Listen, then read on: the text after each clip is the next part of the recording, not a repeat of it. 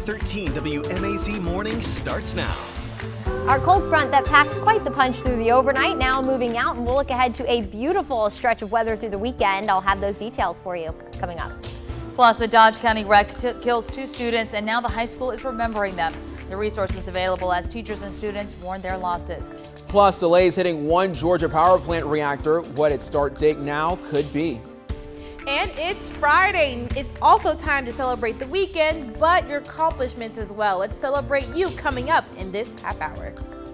Well, good morning. Happy Friday. That is definitely worth celebrating. The time is 6:31 on this February 18th. I'm Caitlin Heck. And I'm Wanye Reese, celebrating good times and celebrating this rain being gone, Caitlin. Yes, thankfully it came through overnight for a lot of people, so they're waking up to not a bad Friday ahead, Courtney. That's right, yeah, a little bit on the breezy side, but we'll take that over having to drive through the rain, which I know you did this morning, Caitlin, and I'm sure you cannot recommend that to anybody. So it was a little bit tough if you were out and about while that front moved through. But now the worst of it starting to push out of the area, just some lingering showers, but the heaviest wind, or the gustiest wind, I should say, pushing away from central Georgia. And we'll be left with maybe a couple of stray showers behind this. But overall, for the rest of the day, we'll cool down through the morning and we'll end up with a lot of sunshine. So a much improved forecast after a rainy overnight hour. 63 in Macon, 64 in Warner Robins and in Cochrane. We're at 63 in Montezuma, 60 in Roberta, and 65 in Dublin. We'll continue to cool even after sunrise. That cold air going to settle in for a few hours before the sun warms us right back up. A little bit of a roller coaster when it comes to the temperatures today. Right now you're looking live on top of Atrium Health Navicent. It looks like the roads aren't too wet, but they could be slick in some spots, especially if you're south of Macon. So just something to keep in mind as you're heading out the door. And we are starting to pick the wind back up. The front is out and that wind will continue to build in. You can see gusting at 21 right now in Thomaston, and we'll have the chance for a few showers. We'll have the chance for some gustier wind as we head through the morning. In fact, a wind advisory is in effect until 7 o'clock. So both hands on the steering wheel this morning, but overall it will be a beautiful and breezy day. Lots of sunshine, and we will continue that into the weekend. I'm going to have all the details, so if you have any weekend plans, you can keep planning those out. All the details are in my full forecast coming your way in just a few minutes. Ethan was precious, and Cameron was humble. Teachers and administrators at Dodge County High School mourning 2 students killed after a car wreck. 18-year-old Cameron Powell died yesterday morning, 2 days after the accident on Kate Parkerson Road. That's right. His brother, 15-year-old Ethan Holder, died on Tuesday. Cameron and Ethan were students at Dodge County High School. Language arts teacher Amy Mullis knew both of them through church.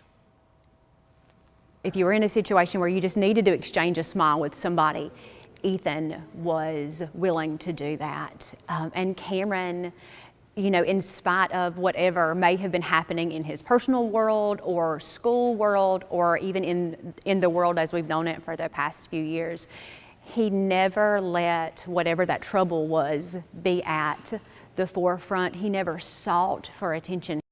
It's certainly a sad situation. Now, the school district has a long weekend with students off today and Monday, but they made counselors available by phone if students or teachers need to talk to someone. Of course, our thoughts go out to that community as well. Sheriff Brian Robinson says speed likely caused the rollover accident. Now to 3 other headlines that we are following this morning. Bibb County Sheriff David Davis is out of the office over the next few weeks getting treatment for leukemia. Sheriff Davis says he learned earlier this week that he's suffering from a curable form of the blood cancer. Earlier this month, he had a routine blood test which showed abnormalities. More testing confirmed a leukemia diagnosis. Davis says this is something he will overcome. He plans to keep in contact with his command staff and will deal with office matters while he is out. A Milledgeville man now faces a murder charge in connection to his girlfriend's shooting death. Baldwin County investigator Robert Butch says that Chappelle carried a controlled substance, possibly some form of cocaine, when investigators took him in for questioning this week. He also faces aggravated assault and other charges. Early Tuesday morning, police responded to a home on Town Street. They found 30-year-old Latoria Waller shot there. She later died at a Macon hospital. Butch says they're still investigating what led up to the shooting. Warner Robins police want your help in solving a homicide from over 10 years ago. The department and the Houston County District Attorney's Office are offering an $8,000 reward for information that helps clear the 2008 case. Police say back in August that year, officers responded to Cedar Point Apartments. They found Ronald Brown shot several times. Police say at least 2 men tried to rob Brown when a struggle happened and Brown was shot and killed. The 2 men left in an older model sedan and one that dropped a hat with the words Pittsburgh and Blindside on it. You see it right there on your screen.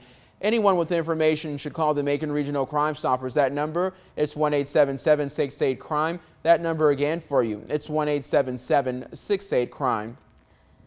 Now to your state news. Witness testimony will continue in Brunswick today in the hate crimes trial for the 3 men convicted of murdering Ahmaud Arbery. A Glynn County police officer testified yesterday.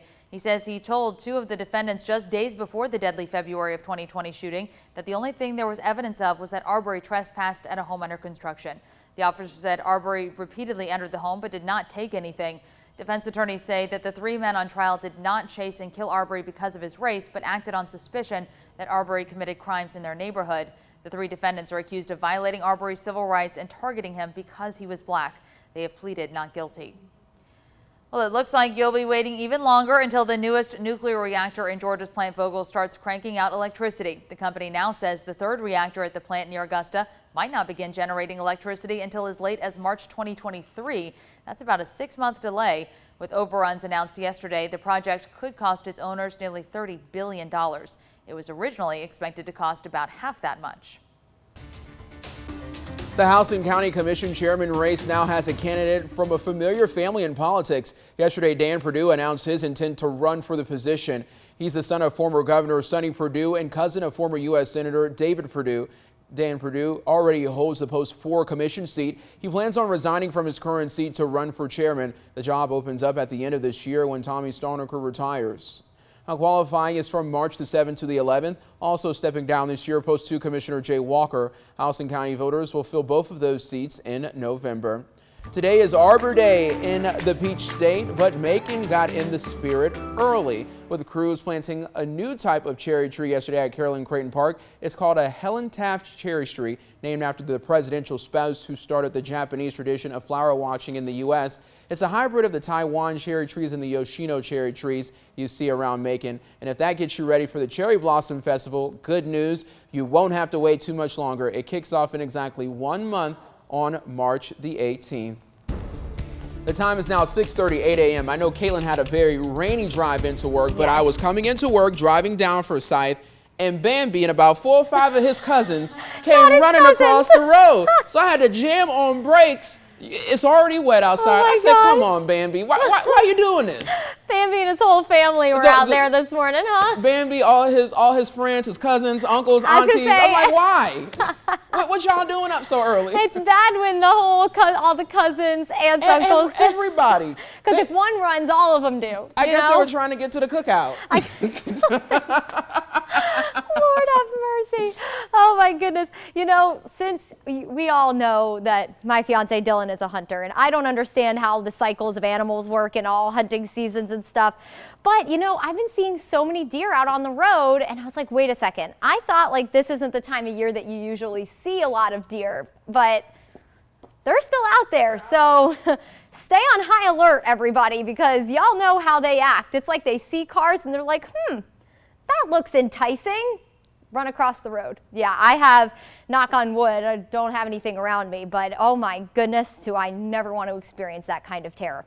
All right, everyone, well, through the overnight, a little terrifying in one way or another. This front really did pack a punch. Heavy rain, gusty wind, but beneficial rainfall. We picked up anywhere between maybe 3/10 of an inch, some spots close to 2 inches of rain, in those locally heavier amounts from those really heavy pockets of rain that you probably heard on your roof through the overnight hours. I know personally it woke up a couple of my friends as it made its way through the area. Thankfully, nothing severe happened, and now also thankfully it is out of the way and we can look ahead to a really nice Friday, but it will be breezy, so you do want to have both hands on the steering wheel. And like Wanye mentioned, the roads are still a little bit slick, so if you're heading out in the next couple of minutes, half hour or so, you're going to just want to take your time.